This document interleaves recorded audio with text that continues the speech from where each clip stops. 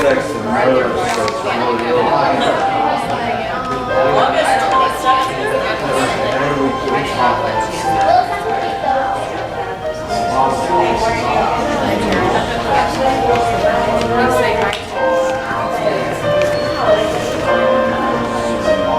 Thank you. We just started third grade.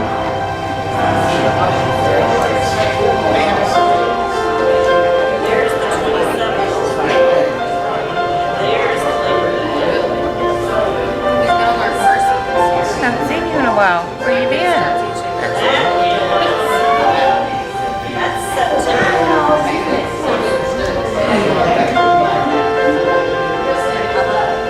But that's fine. So you're going to be here. I didn't know this.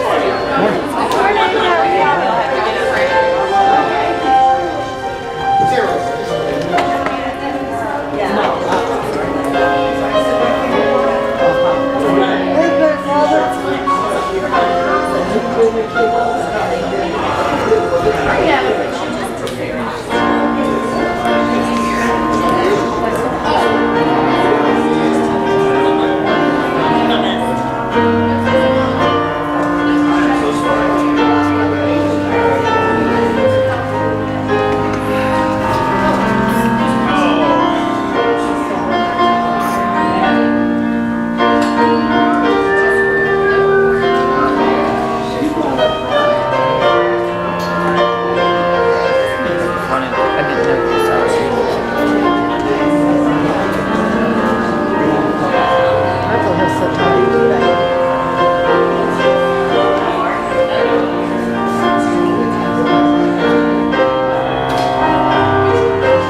You feel better? I am. Good. Getting a little better every day. Yeah, you look really tired of that being good. You should have just said, I'm too tired for this.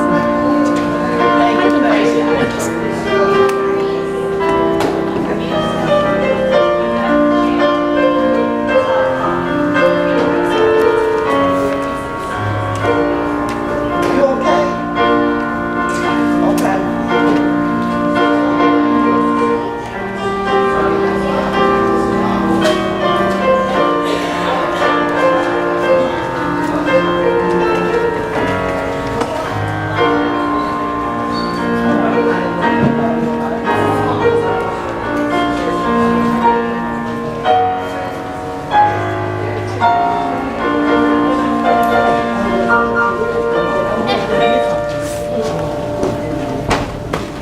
Okay. Oh my God. Peace be with you. And also with you. Well, welcome everybody, and welcome to Court Street. This is your first time. I don't know if you any first timers here, but welcome everybody. And we are not in the sanctuary, as you may have noticed, but because of all of the rain this past week, both our work on the flat roof and our work on the AC was delayed a week. Laura, any updates on that? No, not. Pray for no rain. Pray for no rain. Rain is usually a good thing, but sometimes it can cause trouble. Let's open our time in prayer. Dear God, pour out your Holy Spirit on us gathered here today. Draw us closer to you, that we might know your will and be on your side, and know the will that you have for us as individuals and for us in our whole world, God. Help us to be sowers of peace. Help us to be peacemakers, that we might know right from wrong. That we might be able to look back and look up to people who did right in the past. That we might learn from their example and do right in the future. Help us to treat other people with respect. Help us to value the lives of all people and not just some. And God, help us to proclaim as Christians that God values the lives of all people equally. That God has placed a supreme worth on the lives of human beings, every human being. And that it is our job as Christians, as the body of Christ, to be your hands and feet and to show the world what it is like for you to be upon the earth. To treat people with real respect, to listen to them, to value them. And if they do not value themselves, we tell them they are valuable. So that all people might know that they have a special calling on their lives. To do good, to be compassionate and generous, to be wise, to learn, to be creative like you are creative. Amen.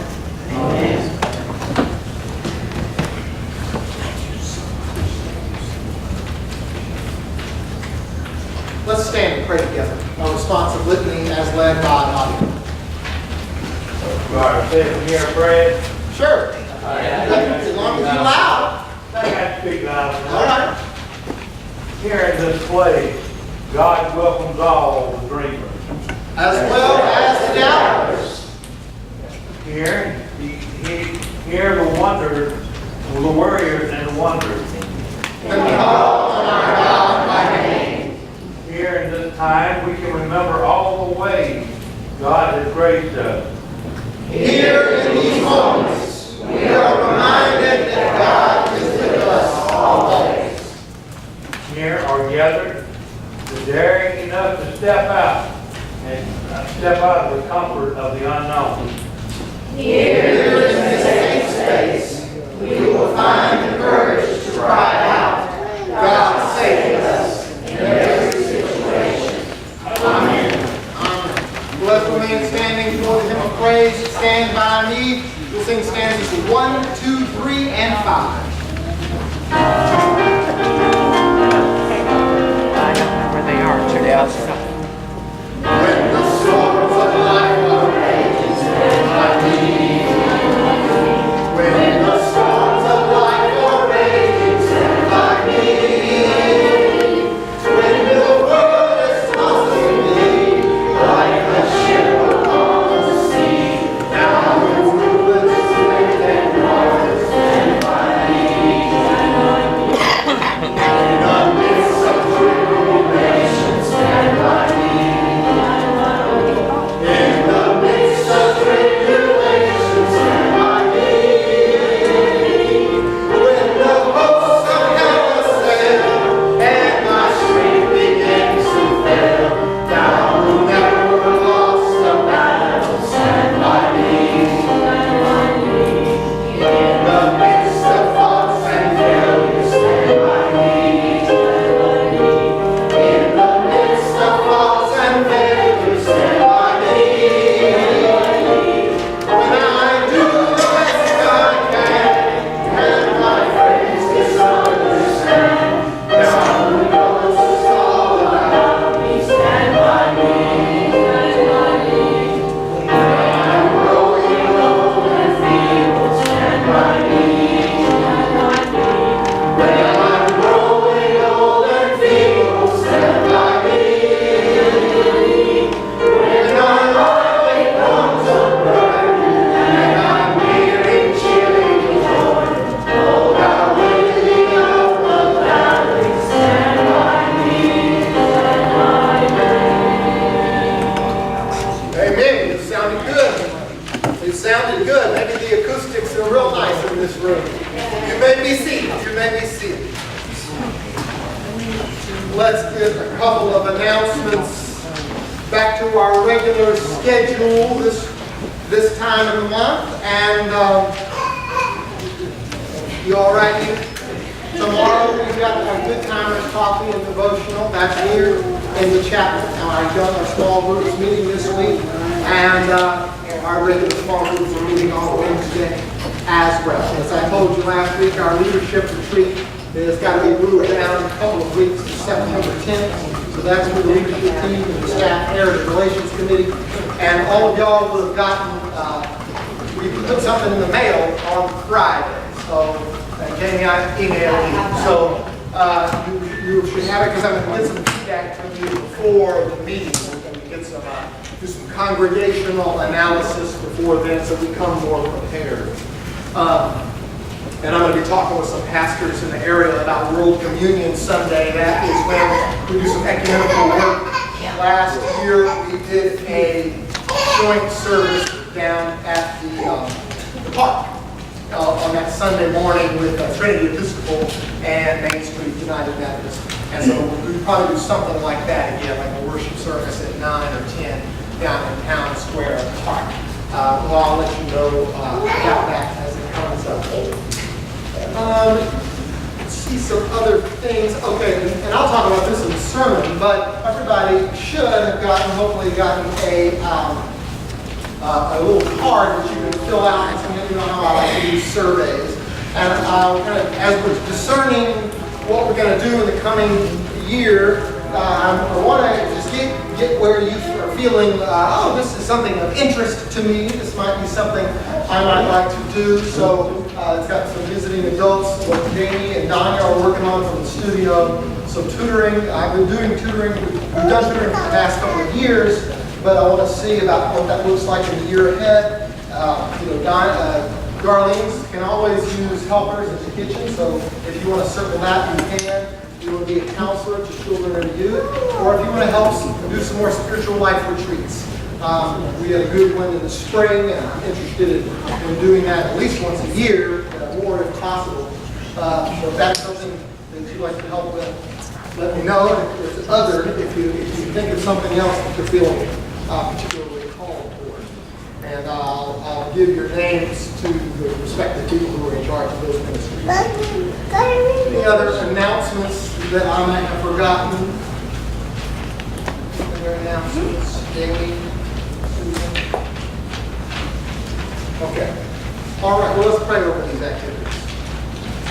God, as we enter a time of discernment to see what the church will do in the years ahead, guide us that we might know the plans that you have for us. Bless all the work that we do here at the church, the learning that we do together, the worshiping, the giving, and the serving, God. Let these be ways in which we're the body of Christ, making a difference in the world the way you did in the body of Jesus Christ. Amen. Amen. Let's be a prayer for one another. I lost a pen. Anybody? I lost my pen.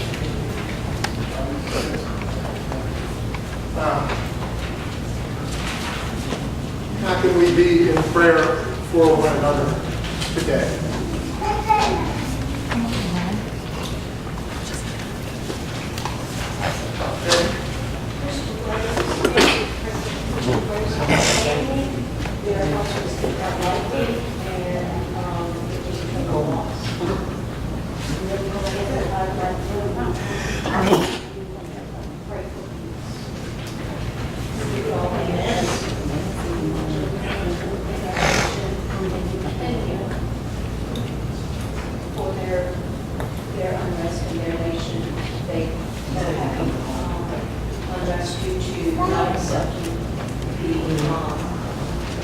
Presidential election.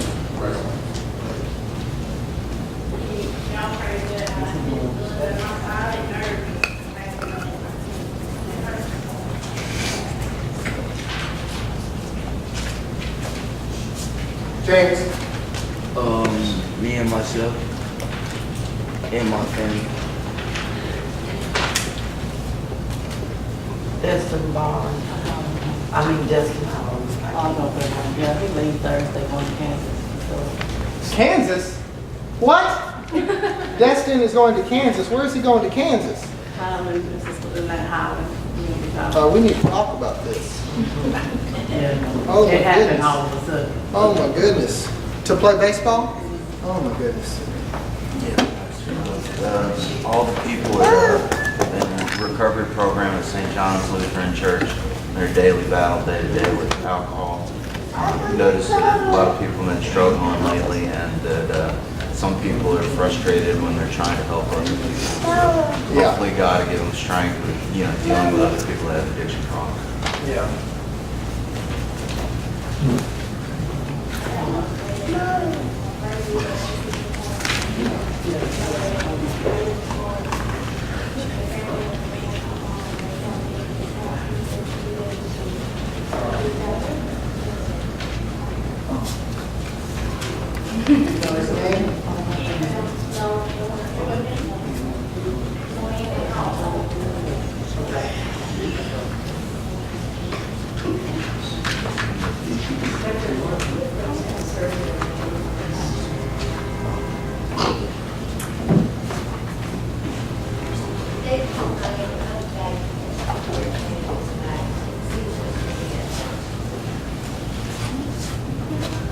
Lisa Fredis is out today. He's not feeling well either.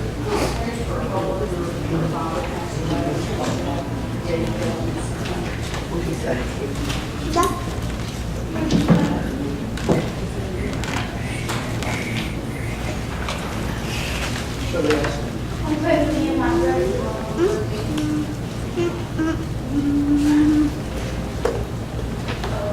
Okay, let's pray. Come on.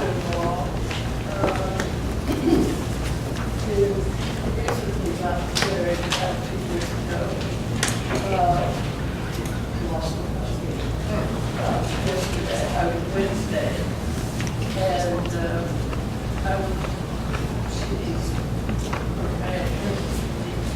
What's her name?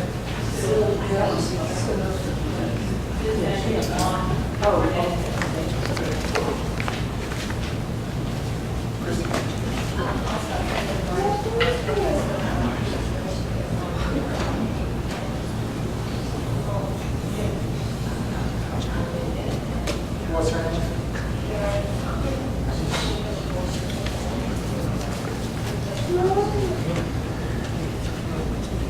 Parents? Magdalena and her new baby. Yeah. Awesome.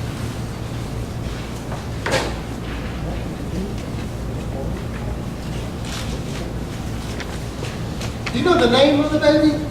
No, I don't. I may have known and I forgot. We'll be in prayer for you. All right. Let's enter a time of prayer. We'll begin by the Lord's Prayer. Lift up these prayer requests and pray a prayer of confession. Okay? Let's be in prayer. God, we come to be in prayer that we might draw closer to you, knowing that much of the time we are far from you. We are not in tune with you. We don't love like you love. And so we call on you as our Father, as our Mother, as our Creator, as our Good Shepherd, that you might guide us in a new direction. So we pray with our brother Jesus. Our Father, who art in heaven, hallowed be thy name. Thy kingdom come, thy will be done, on earth as it is done in heaven. Give us this day our daily bread, and forgive us our trespasses, as we forgive those who trespass against us. Lead us not into temptation, but deliver us from evil. For thine is the kingdom, the power, and the glory forever. Amen. God, come to you. Praying for all people, praying for strangers, praying for our enemies, that they have health and happiness, and that there be peace between us. And we'll lift up a few people on our minds and hearts today. God, we lift up Crystal Graves and her family after her house caught fire with the lightning. God, to your love. We entrust this prayer. God, we pray for peace in Virginia and the conversion of the hearts of those who are hateful and those who are racist. God, we pray that they might love people as you love people and see the value of all people as you see the value of all people. Help them to open their hearts that they might not be violent toward others, but might be peacemakers like your Son, Jesus. God, to your love, we entrust this prayer. God, we pray for the people of Kenya and the people of Venezuela who suffer under autocratic governments. God, we pray that there might be fairness and democracy in all those lands. God, to your love, we entrust this prayer. God, we pray for Polly and for her health. God, to your love, we entrust this prayer. God, we pray with James Moore for him and his family. God, to your love, we entrust this prayer. God, we pray with the Hollowans for Destin's. He plans to go to Kansas for community college this week. God, to your love, we entrust this prayer. God, we pray with Corey for the people in recovery at St. John's Lutheran and for those who are supporting them and walking through them in their recovery. God, to your love, we entrust this prayer. God, we rejoice with Francis for Nancy, our sister, coming home, and we pray with her for the family of the man who is found dead. God, to your love, we entrust this prayer. God, we pray with Diane for Martha as he has surgery soon. God, to your love, we entrust this prayer. God, we pray with Christy for David and pray for others who are not able to be here today, including Lisa Fredis. And we pray with Christy for our friend Karen, whose husband died. God, to your love, we entrust this prayer. God, we pray with Sandy for her co-worker Debbie, whose father died. God, to your love, we entrust this prayer. God, we pray with Shalia for her family, for her brother and her brothers, and for her mother who celebrates her birthday today. God, to your love, we entrust this prayer. God, we pray with Josephine for her sister-in-law Sylvia after the death of her husband Juan. God, to your love, We entrust this prayer. God, we rejoice with Clarence over the new baby given to Magdalena and Serena. We pray that he be healthy and happy. God, your love. We entrust this prayer. And God, I lift up to you all these unspoken prayers.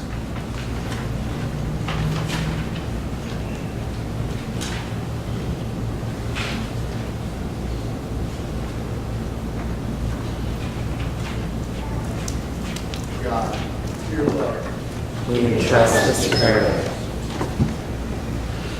God, come to you knowing that we are not like you.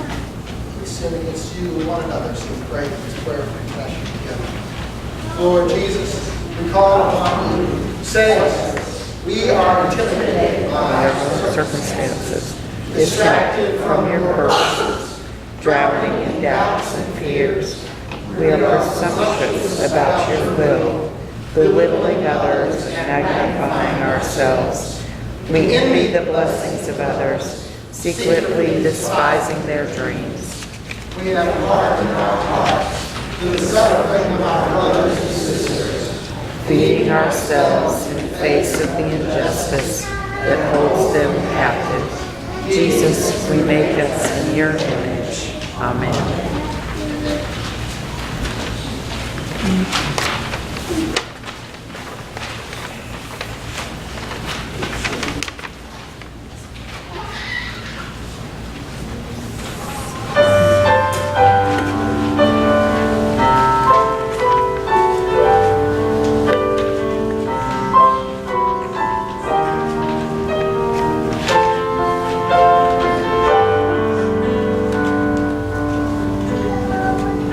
I will see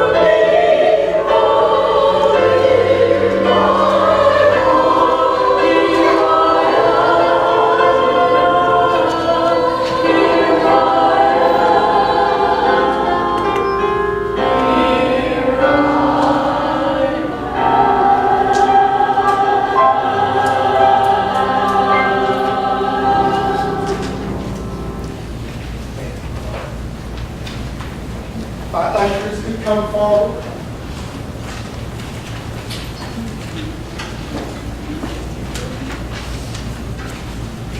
Each week we take time to give to the ministries of our church because we believe they are valuable.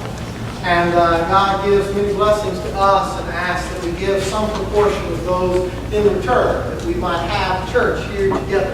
And so thank you for your generosity.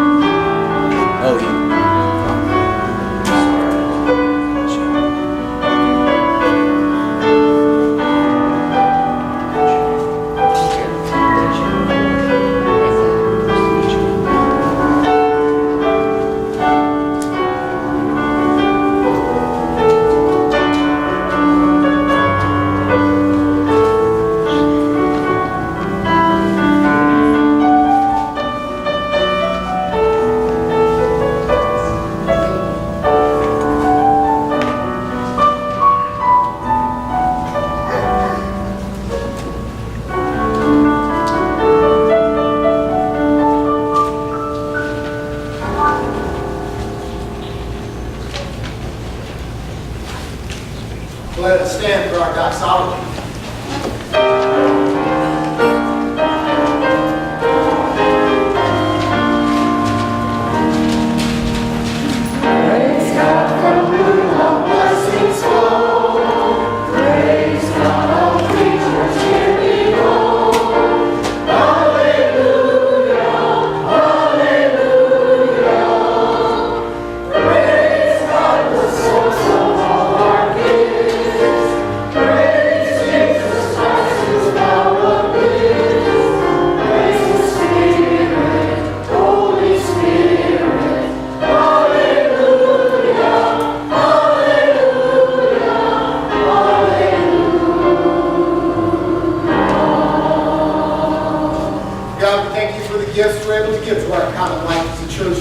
Bless these gifts. Let us use them with wisdom, compassion, generosity, and creativity.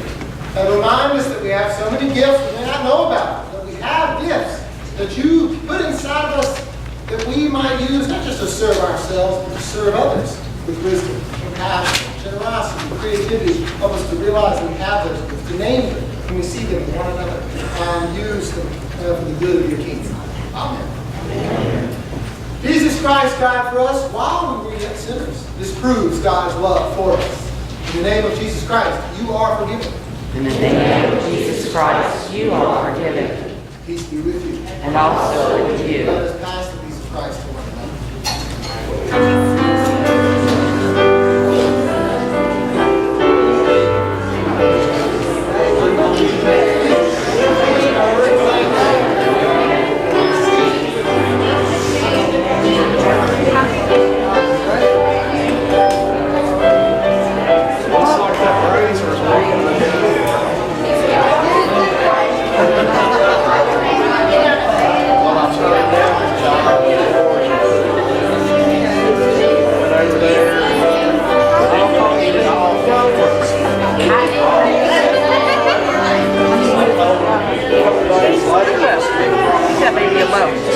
That's our future praise team right there. I love that praise team. Peace be with you. Also with you. How you doing? Doing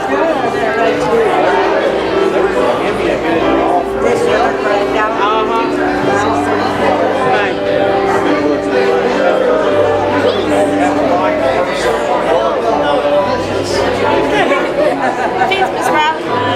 Hey, hon.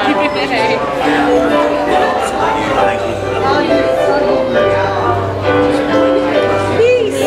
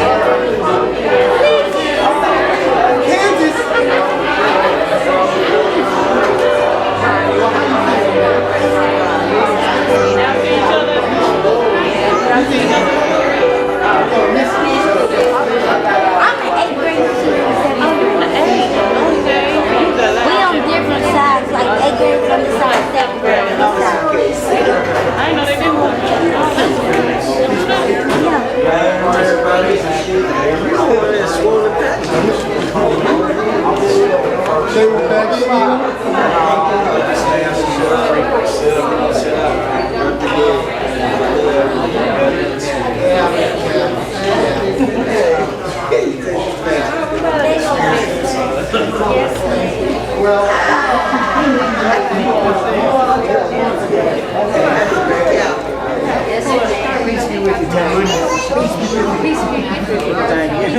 From my depression. I'm sorry. Yeah.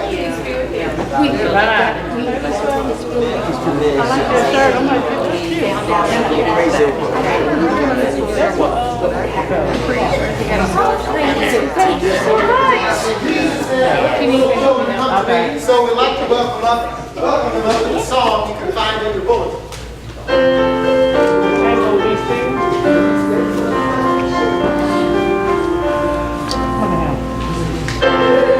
This is what you would be. What come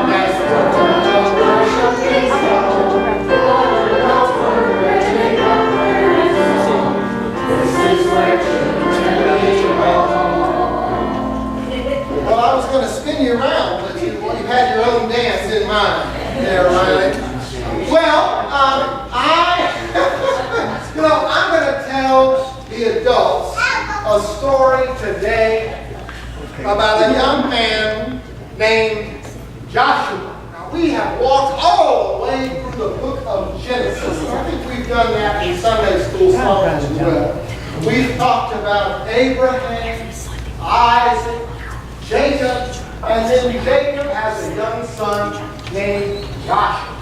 And he has big brothers, and I think a big sister too. Now, some of y'all are older. Now, you've got a lot of big brothers and big sisters, right? You're the youngest in your house, right? Unless Riley is staying over, right? Now, what happened with Joseph is that he said, I had a crazy dream. It's like you telling Dex and Tank and Zara and Alicia that you had this crazy dream.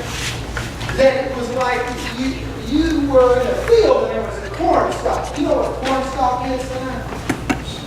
Grows up out of the ground. You know what corn is, right? But corn grows on these big stalks that grow out of the ground. Well, and you tell your brothers, my stalk was just standing right upright, but all of your stalks were bowing down to mine. And then she said, I also had another dream where my star was in the sky, and the other stars and the sun and the moon were bowing down to my star. Now, what does that mean tonight? What that means is that at some point in the future, your big brothers and big sister were going to live in submission to you, somehow bow down to you. Now, does that seem likely? Oh, it does. You think that's going to happen? Well, when Joseph told this to his brother, they said that's not going to happen, and we don't want it to happen. So they said, we're going to kill him. Now, are your brothers going to kill you? You told him that dream, no. But this time, his brothers were not as nice as your big brothers. And they thought they'd kill him, but then they ended up selling him into slavery, and he was taken to Egypt, all because he had a dream in which these older brothers were submissive to a younger sibling. Now, some of y'all who here has an older brother or older sister?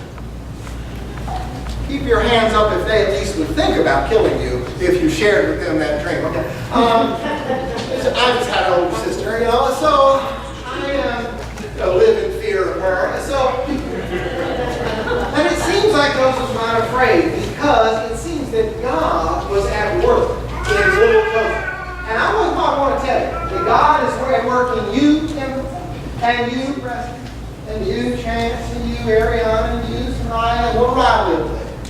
And God is at work in you, and God's going to use you to serve people that are much older than you. And that you might have something really important to tell them, and they've got to listen. So I want you to be bold and do what God wants you to do, even if that means telling some older people what to do, okay? Okay. Let's pray. God, we thank you for this day, and we thank you for these kids. They're so special to us. Help us to listen to them and listen to their dreams. Now, before you go, I've got a gift for my older kids. Chance, you are going into the 3rd grade this year. That means that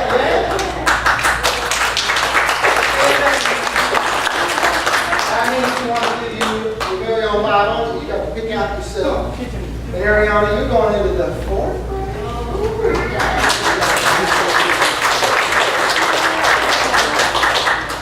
When y'all go to the 3rd grade, we're going to get you a Bible too.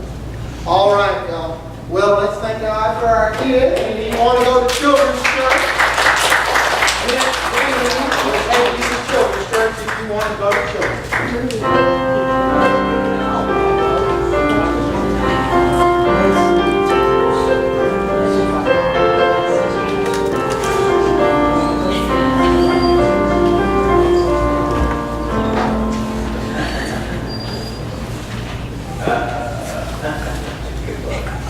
Now, Riley, I'm going to have to work on my dancing so you don't upstage. Can't deal with that. Here's a question. Now, I'm going to read most of Genesis 37 because it's one big story, but there's not a lot of repetition. It's a great story, and I want you to listen. I want you to ask yourself this question. Where is God in this story? While you're listening to this story, I want you to be thinking, where is God? What's God doing? Chapter 37 of Genesis. Jacob lived in the land of Canaan, where his father was an immigrant. This is the account of Jacob's descendants. Joseph was 17 years old and tended the flock with his brothers. While he was helping the sons of Bilhah and Zilpah, his father's wife, Joseph told their father unflattering things about them. Now Israel loved Joseph more than any of his other brothers, his other sons, because he was born when Jacob was old. Jacob had made for him a long road. When his brothers saw that their father loved him more than any of his brothers, they hated him and couldn't even talk nicely to him. Joseph had a dream and told it to his brothers, which made them hate him even more. He said to them, "Listen to this dream I had. When you were binding stalks of grain in the field, my stalks got up and stood upright, while your stalks gathered round it and bowed down to my stalk." His brothers said to him, "Will you really be our king and rule over us?" So they hated him even more because of the dreams he told them. Then Joseph had another dream and described it to his brothers. "I just dreamed again. And this time the sun and the moon and the 11 stars were bowing down to me." When he described it to his father and brothers, his father scolded him and said to him, "What kind of dreams have you dreamed? Am I and your mother and your brothers supposed to come and bow down to the ground in front of you?" His brothers were jealous of him, but his father took careful notice of the matter. Joseph's brothers went to tend their father's flock near Shechem. Israel said to Joseph, "Aren't your brothers tending the sheep near Shechem? Come, I'll send you to them." He said, "I'm ready." Jacob said to him, "Go, find out how your brothers are and how the flock is, and report back to me." So Jacob sent him from the Hebron valley. And when he approached Shechem, a man found him wandering in the field and asked him, "What are you looking for?" Joseph said, "I'm looking for my brothers. Tell me, where are they tending the sheep?" The man said, "They left here. I heard them saying, 'Let's go to Dothan.'" So Joseph went after his brothers and found them in Dothan. Then they saw Joseph in the distance before he got close to them, and they plotted to kill him. The brothers said to each other, "Here comes the big dreamer. Come on now, let's kill him and throw him into one of the cisterns, and we'll say a wild animal devoured him. Then we will see what becomes of his dreams." When Reuben heard this, the oldest brother, he saved him from them, telling him, "Let's not take his life." Reuben said to him, "Don't spill his blood. Throw him into the desert cistern, but don't lay a hand on him." He intended to save Joseph from them and take him back to his father. When Joseph reached his brothers, they stripped off Joseph's long robe, took him and threw him into the cistern, an empty cistern with no water. When they sat down to eat, they looked up and saw a caravan of Ishmaelites coming from Gilead with camels carrying sweet resin, medicinal resin, and fragrant resin on their way down to Egypt. Judah said to his brothers, "What do we gain if we kill our brother and hide his blood? Come, let's sell him to the Ishmaelites. Let's not harm him because he's our brother, his family. His brothers agreed. The Midianite traders passed by, they pulled Joseph out of the cistern, they sold him to the Ishmaelites for 20 pieces of silver, and they brought Joseph to Egypt. When Reuben returned to the cistern and found that Joseph wasn't in it, he tore his clothes. And he returned to his brothers and said, "The boy's gone, and where can I go now?" His brothers took Joseph's robe, slaughtered a male goat, and dipped the robe in blood. They took the long robe, brought it to their father, and said, "We found this. See if it's your son's robe or not." He recognized it and said, "It's my son's robe. A wild animal has devoured it." Joseph must have been torn to pieces. Then Jacob tore his clothes, put a simple mourning cloth around his waist, and mourned for his son for many days. All of his sons and daughters got to comfort him, but he refused to be comforted, telling them, "I'll go to my grave mourning for my son." Joseph's father wept for him. Meanwhile, the Midianites had sold Joseph to the Egyptians, to Potiphar, Pharaoh's chief officer, commander of the royal guard. The word of God for the people of God. Thanks be to God. Let us pray. God, help us to hear a good word from this story, some guidance, and help these words not be mine but yours. Amen. Last Sunday, Quan, who's back there on the back pew, wasn't able to come to church in the morning, but I saw him in the afternoon, and I said, "Oh, give me a call," because I wanted to catch up before school started. And so, and Quan gave me permission to tell this story. So I took Quan to go get a hamburger and French fries, and we sat in the park for about an hour. And Quan told me about what had been going on at home and the upcoming school year. And he started also telling me about his dreams, what he wanted to do with his life. He was thinking about going into the Navy or maybe the National Guard. He was talking about how he also wanted to go to college and wondered if he could do both. I said, yes, you can do both. Wanted to have a wife and a family. He's already got names picked out for 2 of his kids. You know you've got to consult with the wife on that, okay?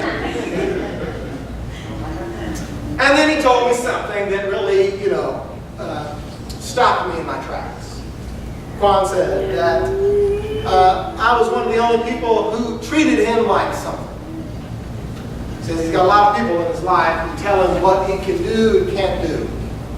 But he says, you know what? They don't know what I can do and can't do.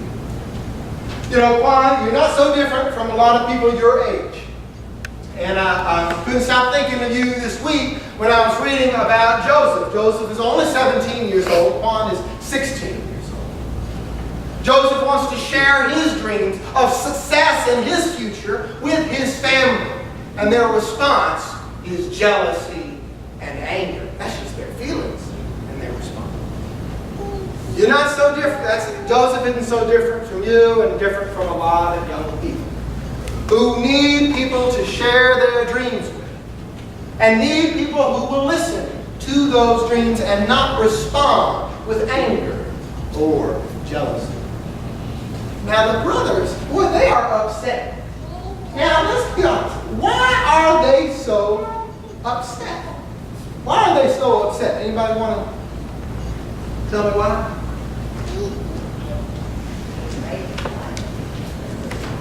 Say what?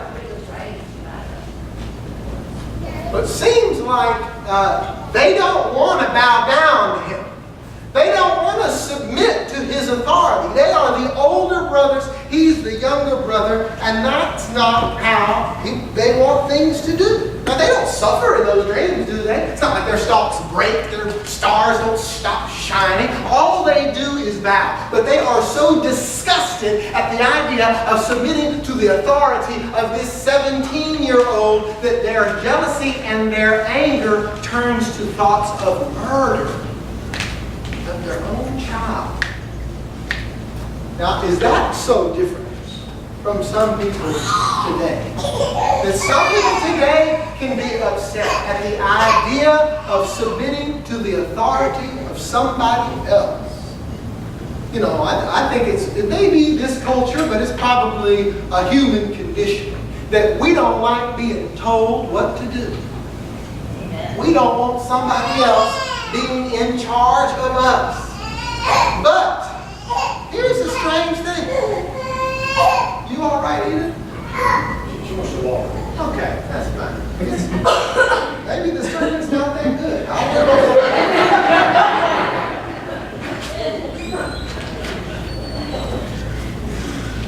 You know, I think that's pretty normal. I mean, you know, when I was in college, we'd complain about our teachers and whatever. In seminary, we complained about the administrators and the teachers.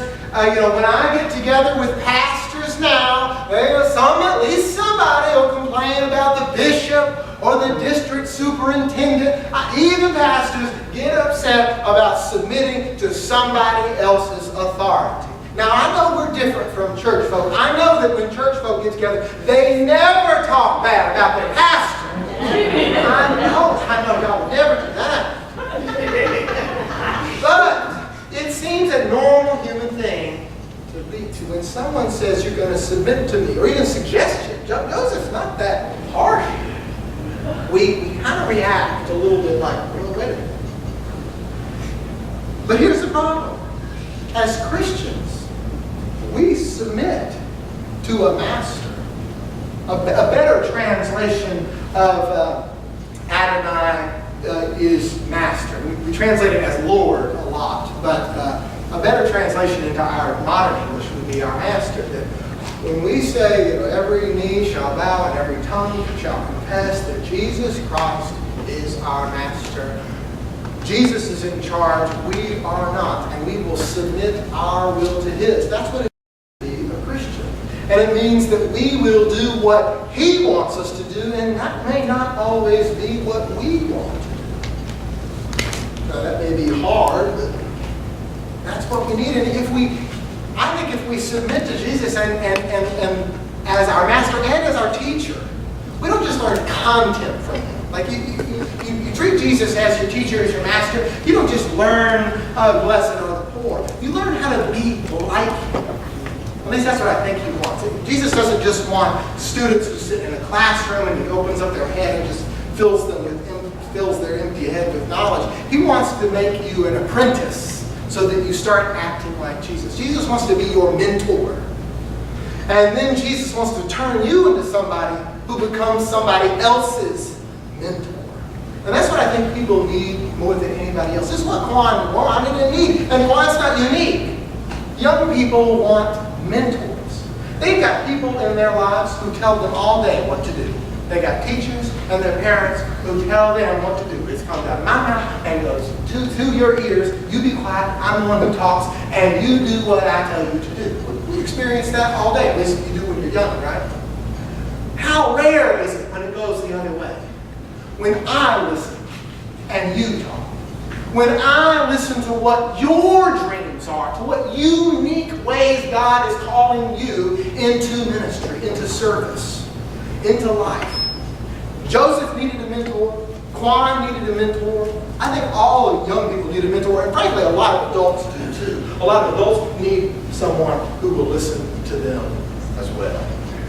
And I think our calling as Christians is to be mentors to one another. Now, some people may get a little scared when I say all of y'all need to be pastors, but the truth is, all of y'all need to be pastors to one another and to people who are outside of these walls who really need pastors. They need people who listen to them, counselors. You know, when I went to summer camp as a kid, I didn't get a teacher in my cabin. I got a counselor in my cabin. And I was 17 years old. I became a counselor in training. So my job was not just to teach content to these campers, but to walk with them through life, to support them, to listen to them, and to offer suggestions. You know, in college, I had a professor. And this probably goes for all of you who've had good teachers and good professors. They were more than just teachers. They just didn't teach you the subject. They also listened to you, your own unique dreams and your own unique interests. At Millsaps, it was Dr. Smith. And Dr. Smith taught me religion and philosophy. And also, I went over to his house And he showed me his CD collection, and we traded CDs. And he was my academic advisor, so I told him about what I was interested in doing. And he would ask questions like, well, why do you want to go to seminary, Brad? Why do you want to go into ministry? And he listened. And that's what I think all young people need, especially as they leave the nest. So Destin is always going to have Paquel as his mama. But when you get over to Kansas, you don't need another parent, but you do need a mentor.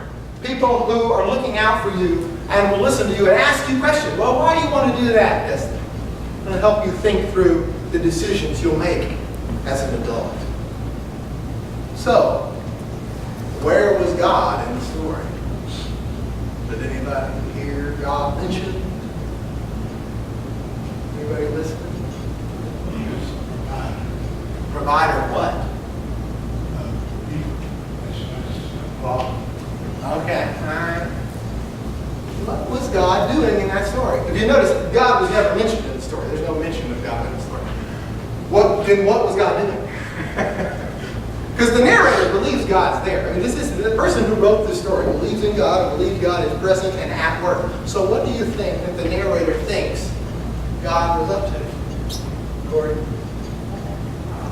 Spiritually speaking, I've always thought of dreams as kind of like conduits. Boom! God provides the dream. Now, God's not even mentioned in the dream.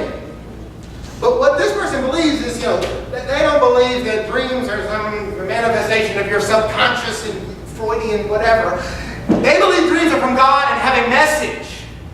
So the narrator believes that this dream is a prophecy, that Joseph is a prophet. And when his brothers go against his dream, they're not just going against what you want.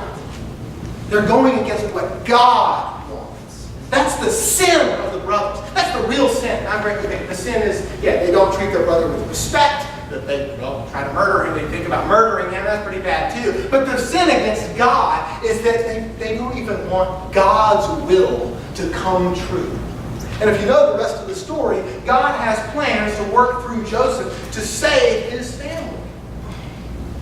But these people resist that plan of God. So I think when we do not listen to the dreams, the unique plans God has for young people, we're not just sinning against them. We are sinning against God. And that's where our souls become in danger. God needs people better than Joseph's brothers, who will listen to the dreams of 17-year-olds, because God has plans for them and plans for us, for even our flourishing. Because those brothers their lives are going to be saved because of this plan that God has for Joseph. All of you are like Joseph. You're called as well. You may not be having strange architectural or astrological dreams like him, but God has plans for you as well, for you to make a positive difference in the lives of others, even others who may not always make a positive difference in your life. And so my job is to give you those opportunities to serve, to make a positive difference. And so the little survey is just a small piece of that. I want to know how you're called to serve others, because that is the most important question you could probably ever ask in your life. How can I make a positive difference in the life of other people with no thought of my own reward? Amen? Amen.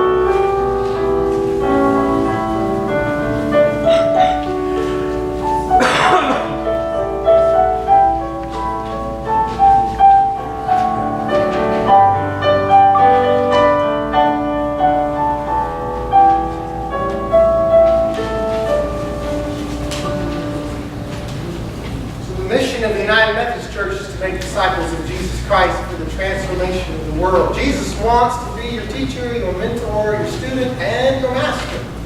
And Jesus has plans for you to be somebody else's mentor, to be a good parent to them, to be a good spiritual friend.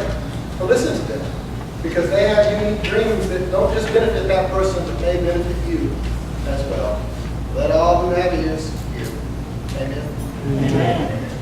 All right, let's stand for our final hymn of commitment. Children of the Heavenly Father, we're just hearing the melody there. We'll sing stanzas 1, 3, and 4.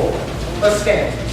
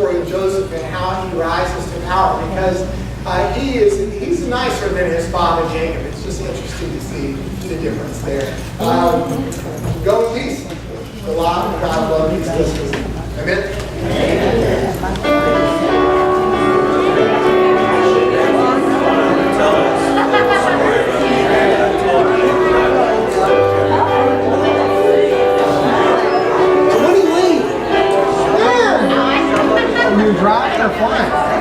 Woo! So you're gonna have